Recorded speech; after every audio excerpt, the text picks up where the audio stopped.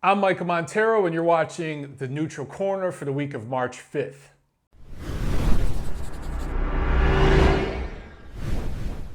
All right, lots of boxing to talk about last week, some boxing coming up this week, but before we go any further, some Steve Willis appreciation. I love that guy, man. His faces are amazing. Okay, so let's get into the ring walk and we'll talk some news and notes. A few things to talk about, but before I go into some of the other stuff, I just want to do a quick rant on HBO. A lot of people are talking about Peter Nelson, the new guy that took over at HBO Sports, which is basically HBO Boxing. He's essentially running HBO Sports right now. And his lack of putting together quality matchups right now. A lot of boxing fans are already calling for this guy's head. And I just want to try to calm people down a little bit, okay? I think some of this got a little exaggerated this week when Bob Arum, who announced that the Lomachenko-Walters fight for late April, the terms are agreed to, but they haven't set a venue yet or a date or anything, and he's shopping it over to Showtime, actually. And he's been very, very public with some of his disdain for Peter Nelson so far. Peter Nelson's a new guy in the job. He's very, very young. Bob Arum is old school guy, and he just kind of doesn't like the new blood. But look, give it time, okay? I think Bob will come around, and even if the Lomachenko-Walters fight goes to Showtime or goes somewhere else and doesn't go to HBO, don't worry, guys. HBO Boxing is in very, very good shape. You look at, basically, I'm starting to come to the conclusion that 2016 is kind of a setup year. It's kind of a hangover year from 2015. It's a year of transition to set things up for bigger business next year. 2015, some big fights got made. Even if they didn't live up to expectations inside the ring, some really big fights got made. And some of the new faces of boxing, the guys who are taking over, they really started staking their claim. 2014 and 2015, guys like Gennady Golovkin, Sergey Kovalev, Terence Crawford, Chocolatito, Luis Ortiz, the heavyweight, the Cuban heavyweight, who we'll be talking about later in this episode. He's a fight or two away from becoming a die-hard fight fan favorite. Probably not a crossover star right there, but a die-hard fight fan favorite. And you got to think the Lomachenko-Walters winner, even if, like I said, that fight is on HBO, the winner of that fight is set up for big business on HBO, possibly down the road. All those fighters I mentioned are all fighting on HBO. The future is very, very bright.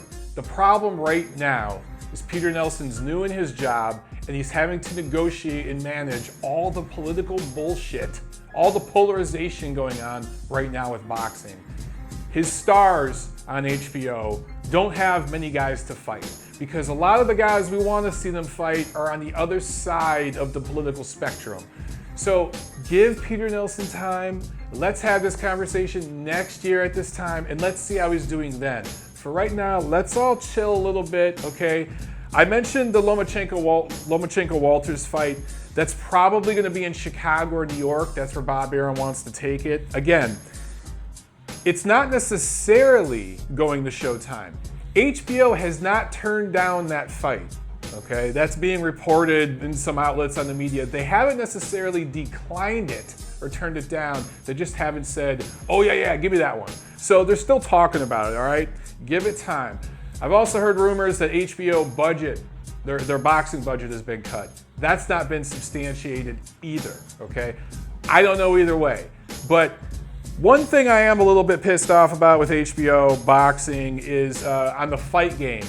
They replaced the girl they had on there before, Michelle Beadle, who honestly, before that show, before Jim Lampley brought her on, I don't think she had anything to do with boxing. I don't know if she had ever been to a boxing match. Well, she's moved on to bigger and better things. It was a giant platform for her at HBO. She took full advantage of it, did a good job, and now she's getting an even bigger job, right?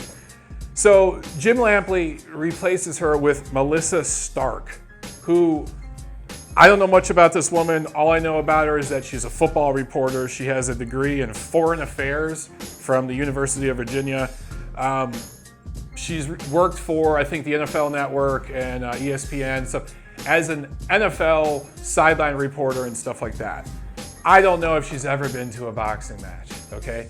Maybe she loves boxing, but none of the information I found in my research of her related her to boxing whatsoever.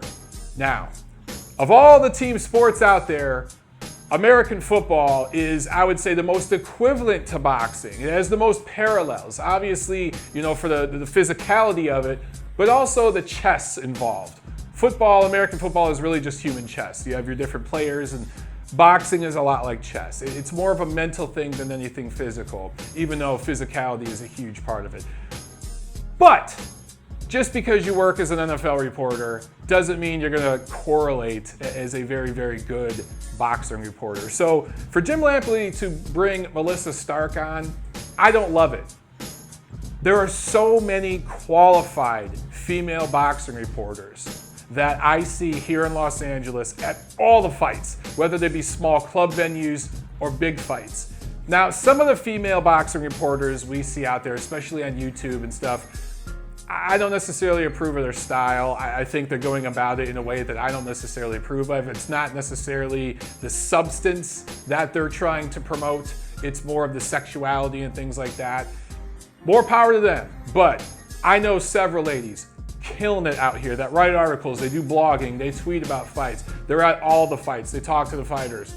They know the sport. They've been following it since before they started reporting, right? They grew up in boxing families. And I know several ladies that could have went and auditioned for the fight game and crushed it, that I would fully put my support behind. And all you guys out there would too. They shoot the fight game here in Los Angeles at the CBS lot. I was on that lot last year working on a soap opera, and during my lunch break, I just happened to be walking around and bam, I see the office where they shoot the fight game. I had no idea they even shoot it here, but they shoot it right down the street from me. And there are plenty of women here they could have hired. So them going with Melissa Stark, this leads me to believe that like the goal of the fight game is not to report hard-hitting, edgy boxing news to diehard fight fans, but to try to attract casual fans. That's what I think the show is trying to do. And I understand politically why they went that way. I just don't love Hick, okay? Moving on to some other things. I talked about Bob Arum, and just another quick soundbite about him. The rating for the show he put on with Terence Crawford in New York did just under 1 million. I think it peaked at about 950,000. Some people were bashing that rating. Look, he was fighting Hank Lundy. Felix Verdejo was fighting an opponent. I think the odds were like 100 to 1, right? And they were also going up against the Showtime card. And the Showtime card featured Leo Santa Cruz, who is a popular fighter here on the West Coast among the Mexican fan contingency all over America. Not only that, the co-feature, the rematch between Ceja and Ruiz, that figured to be the fight of the evening, okay? There was cards on both coasts, and that figured to be the most exciting fight. So that co-feature, I think, helped with the diehard boxing fans. Obviously, like I said, the Mexican fight fans tuned into that broadcast, and the West Coast fight fans tuned into that Showtime broadcast. All that being said, taking all that into consideration, I think Crawford did a pretty good rating. Speaking of Crawford and Bob Arum, he said that he would be willing to make a fight with Adrian Broner, which I actually think is the biggest fight out there at 140 pounds. 140 pounds is not very stacked, guys. You go north to 147, obviously welterweight is stacked, but 140 pounds, it's kind of bleak. Obviously with Crawford, there could be a unification fight with Victor Postal, but that's not a very, very marketable fight. Nobody's jumping at that one. HBO isn't crazy about it, right? So the biggest money fight and the biggest fan fight, you know, would be between Crawford and Broner. And I think the promotion for that would be outstanding. And Bob Arum, in an interview this week, said he would be willing to work with Al Haymon to get that done. Interesting. Even though he's suing Al Haymon, right, who fights exclusively on Showtime, Bob Arum is talking to Showtime about bringing the Lomachenko-Walters fight there, and he's publicly saying he's willing to work with Haymon to do a Crawford-Broner fight. Maybe we're gonna get somewhere with this stuff. I don't know. It could just all be talk. But let's see, what else do we have here? The International Olympic Committee, just real quick, they ruled in the 2016 Rio Games, no headgear allowed, or I'm sorry, no headgear necessary. If you want to wear headgear, you can. If you don't want to wear headgear, you don't have to. Apparently, AIBA, they did a study and determined that there are less concussions without headgear. From their studies, they found that headgear in amateur boxing leads to more concussions. Now, as a guy that's worn headgear, and a lot of you out there have too, I can tell you that headgear, you feel blinded. Your peripheral vision is fucked up. It slides around your head a lot. I hate headgear. And I can see where it could maybe lead to more concussions because you can't see the damn punches coming. Also, you can absorb more shots, and more prolonged shots that you're taking over the course of a fight can lead to a concussion. Sometimes it's better to just get clipped with one shot and knocked out than take a sustained beating of softer shots that kind of works on your brain. So I thought that was pretty interesting. PBC news. PBC on ESPN was supposed to be, remember, this was supposed to be a monthly thing. And it was supposed to be on Saturday and on the regular ESPN. Well, Dan Raphael at ESPN just announced this week that they're not returning till June PBC. So for the entire first half of 2015, we're not getting any PBC on ESPN. Now remember, they took over for Friday Night Fights, right? So boxing on ESPN, it's been stable at ESPN for years, is dead until the second half of 2016. And there's nothing scheduled yet, obviously. It's too far ahead. They're just pushing it back. It was supposed to come back in April. Now they're saying it'll be June. Hey, maybe a month or two from now. It might be August or September. Who knows if we're going to get boxing on ESPN in 2016. Not looking good for the PBC. Speaking of not looking good, Antonio Margarito makes his return this Saturday in a card in Mexico City. I don't like this. Regardless of how you feel about Antonio Margarito and Glovegate or Antonio Margachito or all that stuff going back to Miguel Cotto. And for the record, if I had to bet on whether I think Margarito had loaded gloves in the fight with Cotto or not, I'd bet he did. The evidence, circumstantial, surface evidence. If I had to bet, I would bet he did. We don't have any proof, so we can't say he did for sure. I'm just saying, the eye test tells me he was. Regardless of how you feel about all that, the dude has one eye, okay? The one eye has been repaired, quote unquote. He's had surgeries, and he's passed some medical tests in Mexico. They don't necessarily have the strictest testing down there, and not just for health stuff, but for performance-enhancing drugs and everything else. I'm not gonna watch this fight. I refuse. I'm not gonna watch it, not gonna talk about it after this, not gonna do it. Dude shouldn't be fighting. I've talked about other guys before, like James Toney, that shouldn't be fighting. Roy Jones shouldn't be fighting. Antonio Margarito shouldn't be fighting. What else do we have here? The WBA just mandated that Carl Frampton must face Guillermo Rigondeaux by June 27th. Interesting developments. I mean, that came right after that unification fight you just had with Scott Quigg, which we'll talk more about in a second. I think that's pretty interesting, man. I just don't see the fight happening. Carl Frampton immediately after the fight with Quigg called out the likes of Lee Selby and Leo Santa Cruz. Santa Cruz, after his win, he called out Carl Frampton. I think that's the fight that's gonna happen. It makes more money for everybody, and it's a more winnable fight for Frampton, although I do favor Santa Cruz. Last bit of news here, and then we'll get going with the fight reviews from last week. Julio Cesar Chavez Jr. I'm sure you guys saw all this stuff on Twitter.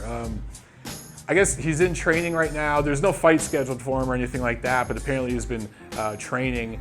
And he left his camp up in Big Bear, came down to LA for a couple days or something. There's conflicting reports about why he did that, but his dad went on television, Spanish TV, and basically let it be known that, like, I'm disappointed in my son. He has no discipline. If this continues, he just needs to retire from boxing. I thought that was pretty interesting. Look, with Chavez Jr., man, you just look at all the potential that's there, and the guy fizzled out. He goes back into training and goes through the motions. Now we compare that to a guy like, let's say, Mikey Garcia, who obviously had all the potential in the world. I mean, he could have been hitting pound for pound list in another fight or two. And he just hasn't fought in 2 years. He's just basically walked away from the sport. He gets a lot of criticism. But you compare Mikey Garcia's situation to that of Julio Cesar Chavez Jr., I'd rather have Garcia, what he's doing. He's not going through the motions and bullshitting. He's basically just saying, I don't want to freaking fight, and he doesn't fight. He's just staying out of eyesight. I prefer that than to what Chavez Jr. is doing.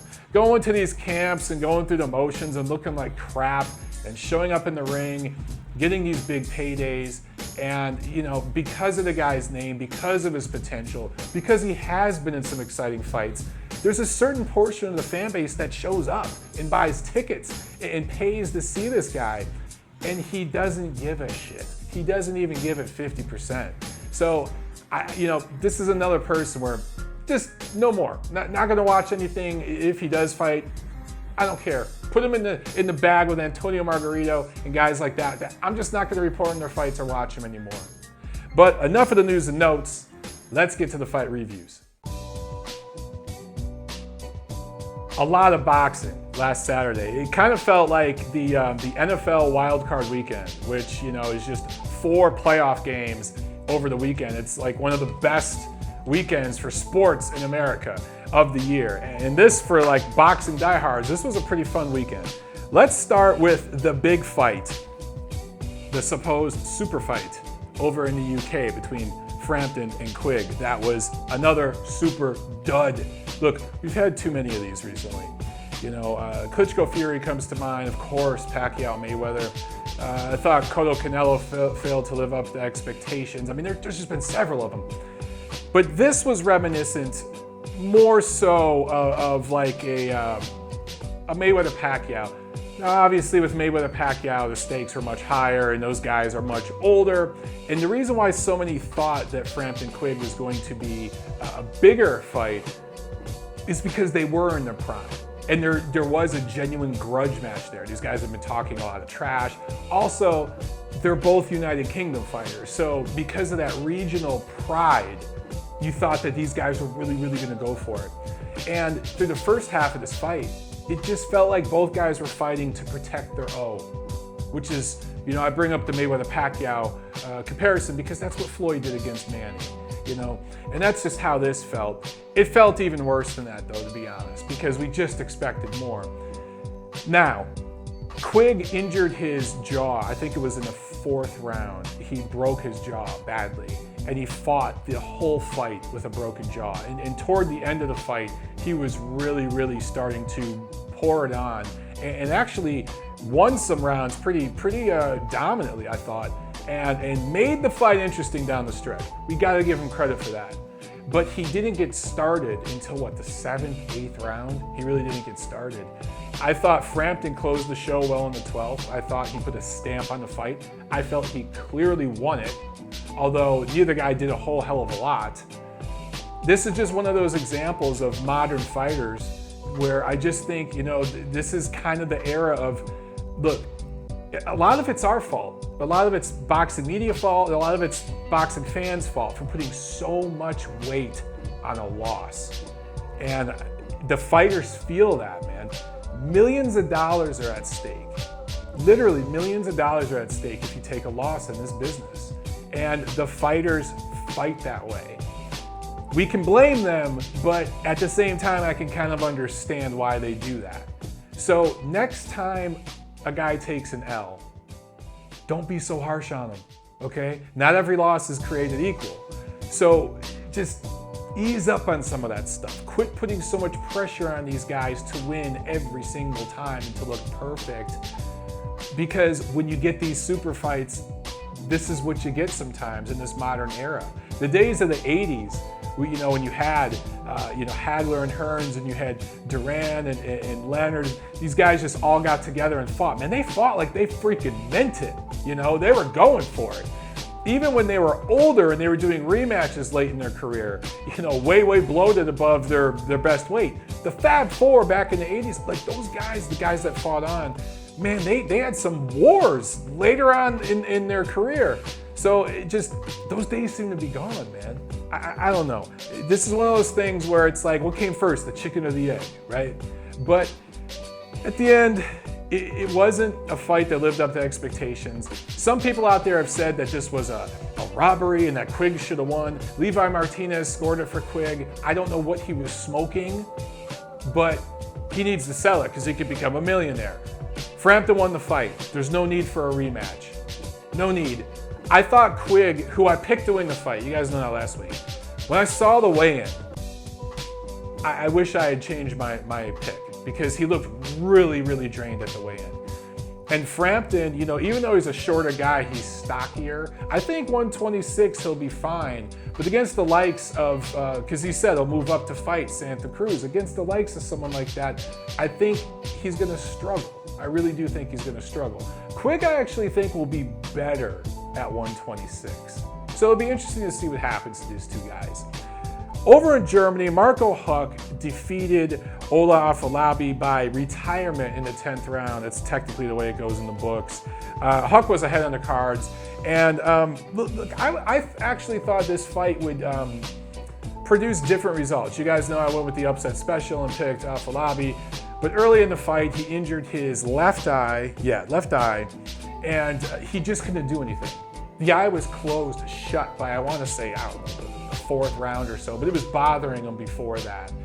By the 7th, 8th round, he was fighting with one eye, and there was nothing he could do. He wanted to keep fighting, to his credit. But the referee, Jack Reese, he stopped it. I think it was after the 9th.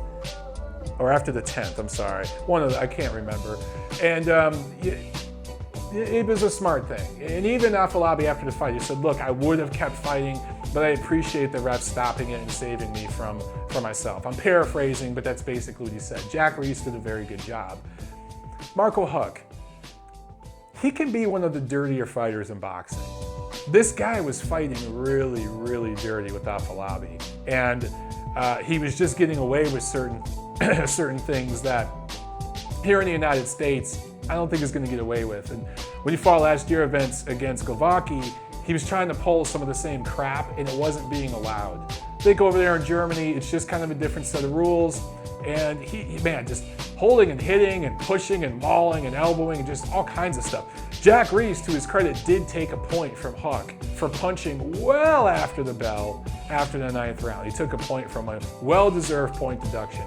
Huck could get pretty nasty in there.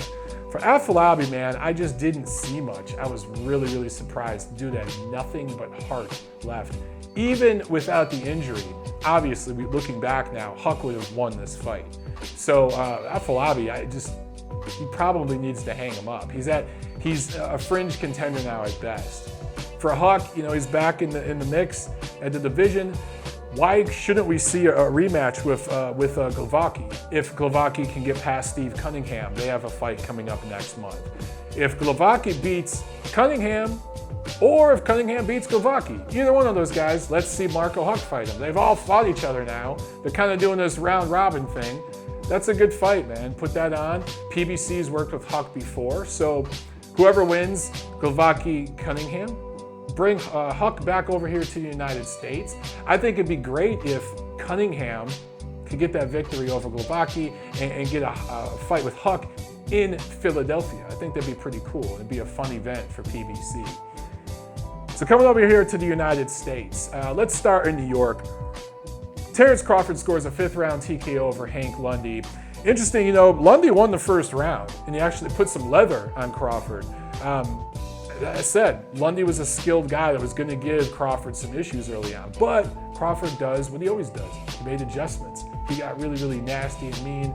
He started narrowing the distance. It's like every round you saw that straight left hand getting closer and closer and closer. And then finally, bam, he connected with it, and that was it. Crawford really knows how to finish, man. When he's got his guy hurt, he knows how to finish. So what's next for him? Well, Bob Arum has said that he wants to bring Terence Crawford to the Forum here in Los Angeles this fall. I think that'd be great. I think it'd be really, really great. I was critical of the way they handled Crawford last year. I just thought it was kind of a lackluster year from him after having such a great 2014. But if Crawford fights 3 times this year, he's already got New York down. If he gets LA down in the Forum, and in the middle, he gets a stay busy fight in Omaha, that's a great year for him, man. And it's smart because it's kind of what K2's doing with Gennady Golovkin, which I've talked a lot about. So if Arum kind of went that route with Crawford and really started making him a coast-to-coast kind of attraction, very, very smart. I like that. Of course, there's the possibility if Manny Pacquiao beats Timothy Bradley when they fight in April, that Crawford could get Manny Pacquiao. I don't know if Manny Pacquiao is going to want to take that fight. Manny's saying this fight with Bradley, this quote-unquote rubber match, which it's not. Pacquiao's clearly won the first 2 fights. He's saying this will be his last fight. We all know that's bullshit. It's just as much bullshit as Mayweather saying that Andre Berto was his last fight. We know Manny's going to be back. But does Manny want to take on a killer like Terence Crawford? Does Mayweather want to come back and take on a killer like Gennady Golovkin? No. These guys are at the stage of their career where they don't want to go there. So I don't see that fight happening.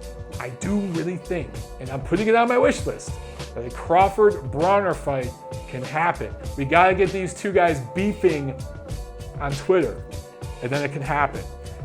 The co-feature for that card, Felix Verdejo wins a unanimous decision over William Silva. And look, yes, this was not a set the world on fire type of performance from Verdejo. And a lot of people on Twitter and social media were just bashing him, right? He's calling him boring and saying, oh man, this guy's overrated. He's not the next Tito. He's not the next Trinidad.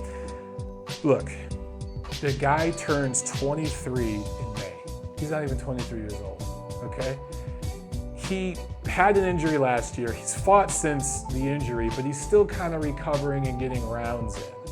He pitched a near shutout against a guy who had no freaking interest in exchanging with him. You guys, when you're in there with someone who's just trying to survive, you can't take a machete and stab the guy, okay? It's boxing. You gotta hit him. And if the guy's running away from you and holding, what are you gonna do, right? The criticism is unfair. Verdejo is a prospect. Give him time. Fights like this need to happen when a guy's a prospect, so they don't happen when he's a contender or more so a champion. Let him go through these growing pains now and get this kind of crap out of the way and learn from it. Dude got 10 rounds of good work in. Coming over here to the best coast, the West Coast in Anaheim. Leo Santa Cruz wins via 5th round TKO over Kiko Martinez in a main event at the Honda Center on the Showtime Championship boxing card. I was ringside for this one. Now, they announced 7,780 in attendance. And I tweeted that out. I wrote about it in my article for the fight. What I don't know is how many of those were papered. You know, how many of it was free giveaways? How many were discounted? I know there are lots of discounts going for veterans and stuff like that, which is cool, you know, but I've heard on several podcasts and radio shows, people calling in that I've listened to the last day or so, where people said, hey man, I got 12 free tickets. I got 50 free tickets. There was one guy who called in to the next round with Steve Kim and Gabe Montoya who said he got 100 free tickets. So they were obviously giving away a ton of free tickets. Look, when you paper venues and you give tickets out to people for free, especially diehard boxing fans, they start to expect that shit. Now, I will say this. The fans that were there inside the Honda Center, they were passionate fans. They seemed to be diehard, knowledgeable fans. So, you know, at least it wasn't the corporate wannabes, you know, the guys who just wanted to try to get on TV that we've seen at some of the PBC fights, where literally they hold a camera and they hold a line of extras in front of the camera. And when the TV turns on, you see the light turn on, the little announcer dude will be like, okay, go, go, you know, the little director guy. And a bunch of guys go, yeah, and they just start cheering. It's like going to a taping of The Price is Right, or, you know, any other game show. That's literally how it looks. I've seen this at several PBC events. That wasn't happening here. This is real fans. But you got the feeling that a lot of them got the tickets for free. Either way, almost 8,000 people showed up, which does show that Leo Santa Cruz is kind of a draw. I mean, this was a venue that isn't necessarily a boxing hotbed. It's way the hell out in Anaheim, which is not easy to get to for people actually in the city of LA. You know, it took us over an hour to get out there from my neighborhood in LA. And they still, you know, they got a decent crowd out there. So let's talk about the actual fight. In the first round, there were 2 knockdowns. I actually thought the first knockdown, I don't know if it was legit or not. I haven't watched the replay of the fight, but sitting there from ringside, it looked like Leo landed a shot on the back of Kiko Martinez's head. He went down. So, you know, maybe Martinez caused it by leaning down. I'm not sure. But the second knockdown looked really, really good in that round. I want to say that Leo landed a left hook, jab, straight right. And the straight right landed right on the damn chin. And you just saw the chain reaction from Kiko's chin down through his body, boom, to his legs. He just dropped, you know. You just saw the shockwave kind of. It was really, really beautiful. To Kiko's credit, he got back and fought hard. And I actually thought, you know, he wobbled Santa Cruz in the beginning of the second round, and Leo's glove touched the canvas. Now, again, I couldn't tell if their feet were tangled up or not, but it looked like Raul Caiz Sr. missed the knockdown right there, because from where I was sitting ringside, it looked to me like that should have been called a knockdown. But Martinez fought very, very hard. Look, he had been stopped last year against Scott Quigg at 122 pounds. This was at 126. This guy, he's been around, he's an older guy, and I think those extra few pounds actually help him out at this stage of his career. I think he's a little more sturdy, but he just kept eating shots. And one thing Leo's become very, very good at is backing up and getting full extension on his punches. He's a tall guy for his weight class. He has very long arms. And a lot of guys with long arms tend to shorten their shots. They get in too close and they take a lot of steam off their shots. Leo, to his credit, he didn't jump the gun. When he had Kiko hurt a few times, he stayed long. He stayed long with everything. And finally in the 5th round, he tagged him with something. Martinez kind of fell back into the ropes, and Leo just went off. I mean, it felt like a 50-punch combination, and the referee had no choice but to stop it. It was a pretty damn good performance from Santa Cruz. He's fighting a guy that he's supposed to look really good against, and he looked really good. He did what he was supposed to do. It was a pretty entertaining fight. It actually ended up probably being the more entertaining of all the headliners that we had on this big boxing Saturday. Now, in the co-feature, the fight that was supposed to be the fight of the night, we really thought, between Julio Ceja and Hugo Ruiz, ended in the first round from a freak injury. And it's just, for some reason, we've just seen a few of these recently. Ruiz landed an overhand right that did put Ceja down. It landed flush and Ceja went down. And he just landed badly on his right leg. And when he got up, he was clearly done. Mentally, he was with it.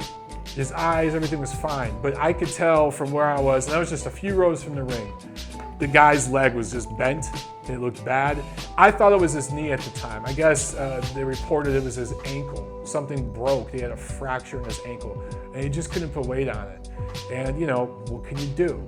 You can't call it a no contest. I heard some of you guys on Twitter saying it should have been a no contest, but no.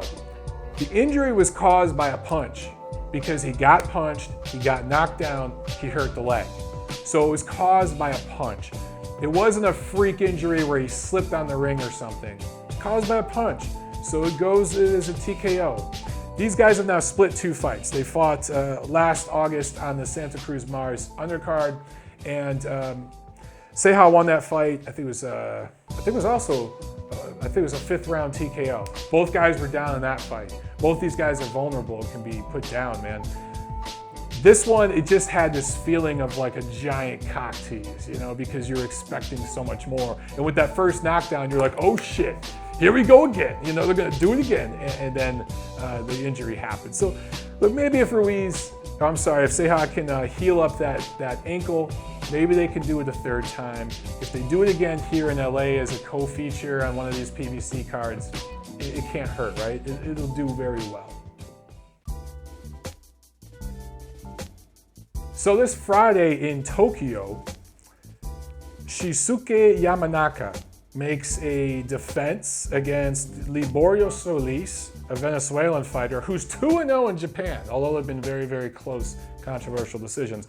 Making a defense of his WBA 118 title, bantamweight title that he won in 2011. Yamanaka is one of the finer Japanese fighters out there. A lot of you guys are sleeping on some of these Japanese fighters. They've really got some talent over there.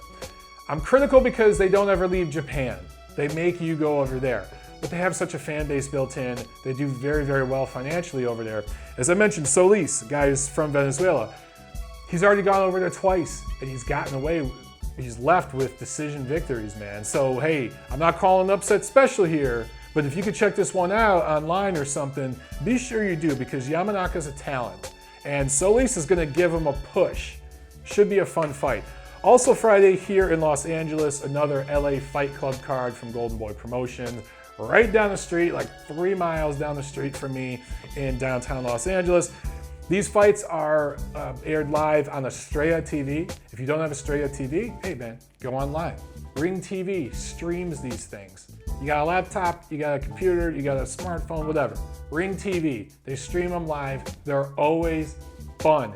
They always sell them out too. I was just at one a couple weeks ago, sold out. Very, very fun club type atmosphere at these cards. And they're really building up some of these prospects. You look at guys like Jojo Diaz and stuff, they started on these cards. Some of these guys we're seeing at these cards are going to be champions over the next few years. Definitely worth checking out if you got nothing going on Friday night. But Saturday, that's where all the big boxing is, right? Let's start over in Russia. Ruslan Shagayev is defending his WBA whatever the fuck title against Lucas Brown, Big Daddy, the dude from Australia. Interesting. Ruslan Shagayev has been a pro for almost 20 years. He only has 2 losses in all that time, to Vladimir Klitschko, an all-time great, and Alexander Povetkin, who many feel right now is probably the 2nd or 3rd best heavyweight out there. He's fought nothing but scrubs since losing to Povetkin, though. He lost to Povetkin in 2011, fought nothing but scrubs in that time. He's 5'11". He's going up against Brown, a guy who's 6'5". Now, Brown went pro in 2009, the same year that Shagayev lost to Vladimir Klitschko, took his first L, and his only stoppage loss, by the way. For Brown, you know, he's one of these guys that's kind of had to wait in line, and the politics of boxing have really screwed this guy. He only fought once in 2015, and it's not because he's a lazy ass. He wanted to fight. Interesting, even though he hasn't fought that much, or that long as a pro, in boxing anyway, he's 36 years old. He's turning 37 in April. He's only a year younger than Shagayev. So age-wise, these guys are the same, but Shagayev has a lot more mileage on him. Brown fought as an MMA fighter in 2009 and 2010 with a 6-2 record. So he's kind of got a well-rounded fighting background, if you will, in different martial arts, not just boxing. And he's a younger guy, bigger guy, much, much more hungry guy, but he's fighting Shagayev in Russia. It's the first time I believe Brown has been outside, or I think he's been in the UK. I think he's fought in the UK, but he's mostly fought over there in Australia. You know, he's going to have his work cut out for him. He's going to have to put a real hurting on Shagayev to get the decision over there. But I still favor the big guy in this one. I want to say I favor the young man, but he's not a young man. But I favor the fresher man. Let's put it that way. Now, here in the United States, in Bethlehem, Pennsylvania, we have a PBC on Showtime card. This is another thing, like PBC on Showtime. What's up with this? Again, you know, there's some issues financially going on with PBC. This isn't supposed to be happening. Showtime pays out for these cards. So, you know, technically, I don't know what the hell you call this. It's on the PBC website. They're calling it PBC. It's on Showtime. Whatever. Julian J. Rock Williams of Philadelphia, undefeated prospect, one of the better looking prospects in all of boxing, is going up against an Italian fighter, Montero. Julian Ramirez is 5'11", 72-inch reach, 25 years old, buck 54, right? He's fighting in the junior middleweight division. I think he'll settle in at middleweight, obviously. Junior middleweight right now is pretty bleak in talent. There's a lot of guys, though, in the PBC universe fighting in that weight class. And you go north just a few pounds of middleweight. That's my phone.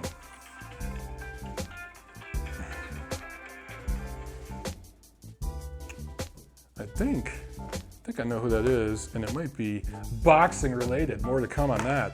I'll have to check my message in a second here.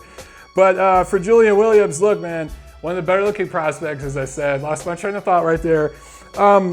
Should be interesting to see what he can do here, headlining this card. Co-feature, Tony Harrison, the guy out of Crunk Gym who took a bad knockout loss to Willie Nelson last July to lose his O.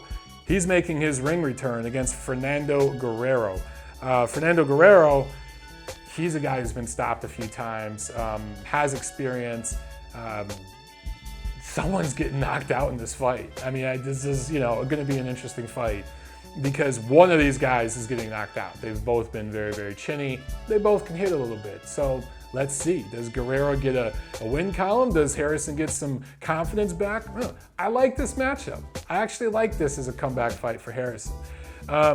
Here's the thing, though, that no one's talking about. Willie Nelson, as I mentioned, knocked out Tony Harrison. Took that O last July. Hasn't fought since. Not cool. Not cool. All right. The big card. The card that we're all going to be watching, the doubleheader on HBO in Washington, D.C. Jesse Vargas making his return to the ring since his first loss as a pro last June against Timothy Bradley. Speaking of guys who haven't fought in a long time. He's going up against Saddam Ali, his first fight since a decision win against Francisco Santana last April. Man, these guys just do not fight enough. Interesting matchup here. Vargas is a little taller, a little longer. Both of these guys had nice amateur careers. As pros, Ali hasn't lost yet. Vargas, that one loss to Bradley. Look, he went a whole fight with Bradley. All those rounds he got in, all that great experience from one of the better fighters of this last generation. Does that trump everything Ali has done yet as a pro? Maybe. And, Vargas is coming off a long layoff, but Ali's coming off an even longer layoff. A lot of people, most people, I think the Vegas line is picking Saddam Ali. On paper, he should win this fight. He's an East Coast fighter out of New York. It's happening in D.C. It's a train ride. It's not that far. So the contingency there, the fan contingency, will be for Ali. But don't sleep on Jesse Vargas in this fight. I'm telling you, man, that experience he got from fighting Timothy Bradley, and he gave Bradley a push late in that fight. And Bradley's a short, squat, compact kind of guy like Ali. They don't fight in a similar style, don't get me wrong, but body size, I just think Vargas is a live dog in this fight, and don't be surprised. You know what? I'm going to call it right now. Upset special, Jesse Vargas. In the main event, though, Luis, the real King Kong, Ortiz, undefeated heavyweight, going up against Tony the Tiger Thompson. Both these guys are southpaws. Luis Ortiz is 36 years old. You think, man, that's old, right? Tony Thompson's 44. They list Luis Ortiz at 6'4". I think he's more like a 6'3". Tony Thompson is a legit 6'5". So Thompson's going to be a taller, rangier guy. But Ortiz actually has a bigger reach, 84-inch reach. Thompson only an 81-inch reach. So maybe Ortiz has the longer arms. Here's the thing about Tony Thompson. And remember, Ortiz was supposed to go up against Dimitrenko, which would have been a better opponent for him. I don't know if the result would have been any different, but he got hurt, so they had to bring in Tony Thompson. Tony Thompson is 4-4 in his last 8. He's lost 4 of his last 8. But here's the thing. He hasn't been stopped but twice in his entire career. both of those stoppage losses were to Vladimir Klitschko, who, again, as I read the resumes of some of these heavyweights, it's funny how that one name keeps coming up. And I've been a supporter of Vladimir Klitschko. Look, the loss to Tyson Fury hurts his all-time great rating, in my opinion. It might knock him out of the top 10 to like number 12 or something. But I've been a proponent of him for years. And I just think over the coming years, as we talk about resumes, that name's gonna keep popping up, right? The only guy to ever stop Tony Thompson, and he did it twice, Vladimir Klitschko. For Luis Ortiz, if he could get in there and stop Tony Thompson, who again has lost 4 of his last 8, but the guy isn't getting stopped, he loses decisions. If Ortiz could get in there and knock him out, do it in impressive fashion, do what only Vladimir Klitschko is the only other guy who was able to do. If he can do that, it just gets the hype train rolling for Ortiz that much more. And I'm telling you, he's on the cusp of becoming one of those die-hard fight freaks type of guys that becomes a favorite of all die-hard fight fans. The guy has no crossover potential at all. He speaks not a lick of English, doesn't have the most engaging personality in the world, is not ever gonna be a crossover star. But this guy could be what I call like a die-hard star, right? And if he just keeps playing ball and dealing with the political bullshit and winning impressively, he's eventually gonna get a shot at the WBA title. And, I'm telling you, he's a dark horse in this division, man. So let's see what he could do against Tony Thompson. I'm excited for that fight. Anytime that guy fights, I want to watch it. And if he looks really, really good, we're just all going to get bigger hard-ons for the guy. Let me know what you guys think. I did a lot of talking this week because there's actually a lot to talk about. Yes! We've been waiting for this for months, right? 2016 is finally here in the sport of boxing. But let me know what you think. Like, share, subscribe. Please get the word out about the channel, and I'll talk to you guys next week.